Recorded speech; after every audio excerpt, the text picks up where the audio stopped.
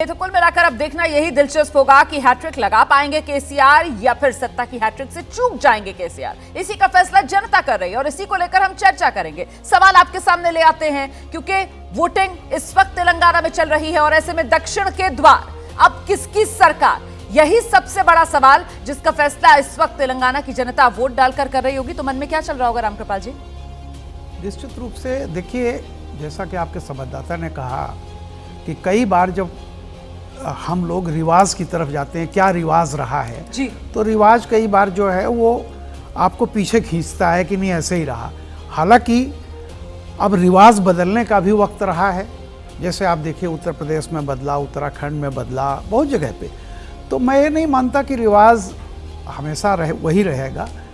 और जो सिनेरियो है, जैसा कि आपने मुझसे पूछा भी, तो मैंने बताया कि भाई देखिए, मैं जब तक 3 तारीख को सरकार हार नहीं जाती तब तक मैं मानूंगा बीआरएस के चांसेस हैं, और इसलिए मैंने बीआरएस को कहा हुआ है जी। कारण यह है कि चाहे जो भी हो, एंटी इनकम्बेंसी है जी। लेकिन आज कोई इस तरह की एंटी इनकम्बेंसी नहीं दिखाई पड़ रही है और उनके बरक्स कोई ऐसा चेहरा वहाँ नहीं है। एक होता है ना कि कोई बहुत पॉपुलर हो, दूसरा अपोजिशन में जो खड़ा हुआ है बड़ी टक्कर दे रहा है, ऐसा कुछ नहीं है। और कहीं ना कहीं से ये भी एक लगता है कि बीजेपी अंदर खाने ये चाहती है कि बीआरएस रिपीट करे, कांग्रेस किसी भी कीमत पर वहां सरकार न बना पाए। अब क्या होता है ये तो 3 तारीख को आज वोटर फैसला कर देंगे। बिल्कुल, वोटर फैसला करें। अक्कू जी, लेकिन सवाल ये कि इस बार का चुनाव प्रचार जब हमने देखा तो आप 14 देखिए, उसके बाद आप 18 देखिए। 14 में तो पूरा का पूरा सहानुभूति वेव एक तरीके से वो केसीआर के साथ थी। 18 में वो जो उनकी रायतू बंधु एक योजना जो वो लेकर आए थे, खासतौर से वेलफेयर वाली स्कीम, वो गेम चेंजर मानी गई। लेकिन जब 23 के चुनाव की हम बात करते हैं तो यहां फाइट टाइट नजर आती है केसीआर के लिए। देखिए, 2 चीज़ें जो आपने कही। एक, पहले जब शुरुआत हुई और केसीआर अकेले ऐसे नेता थे जिन्होंने तेलंगाना को 10 साल में पा लिया। ना जाने लोग कितने संघर्ष करते हैं तब जाके राज्य बनते हैं, लेकिन उनको 10 साल में मिल गया। ये बात सच है, लिखा पढ़ी में है। दूसरी चीज़ ये है, और इसका उनको हमेशा श्रेय जाएगा जिससे वो उसका लाभान्वित होते रहे।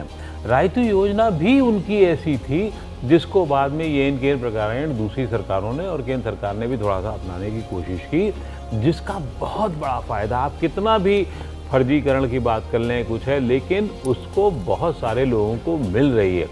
ये बात ज़रूर उनके पक्ष में नहीं जाती थी बीच में के दौर में कि वो अपने आप को राष्ट्रीय और अंतर्राष्ट्रीय नेता मानने लगे थे। वो दूसरी स्टेट में जाकर के फल फूल बांटने लगे थे, पैसा बांटने लगे थे। पैसा बहुत है तेलंगाना में, तो आंध्रा में भी बहुत है, लेकिन वो दूसरी राज्यों में जब उन्होंने जाने लगे, बीआरएस नाम कर दिया टीआरएस की जगह, वो उनको नुकसान का पीरियड था और जल्दी उन्होंने फिर अपने कदम समेटना पड़ा। चुनाव के 3 महीने 4 महीने पहले अपने कदम समेटे।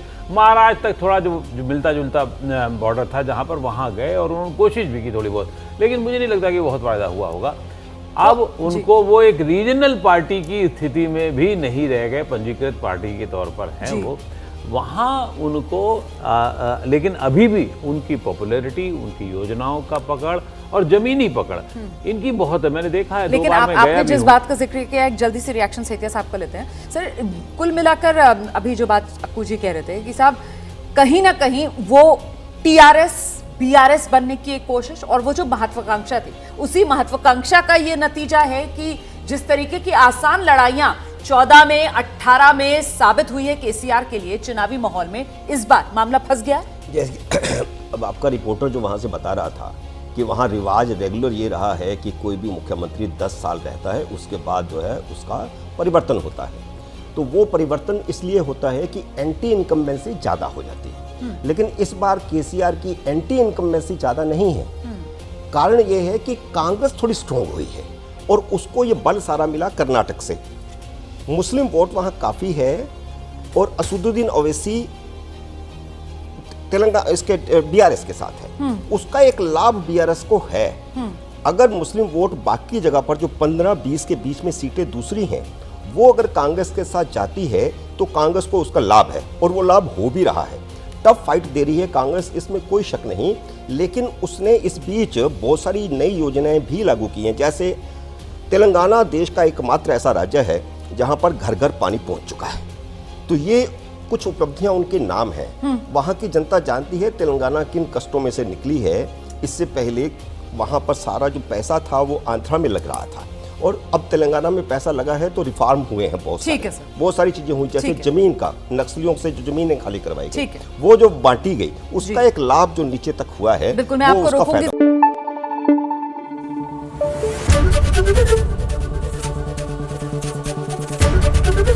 एबीपी न्यूज आपको रखे आगे।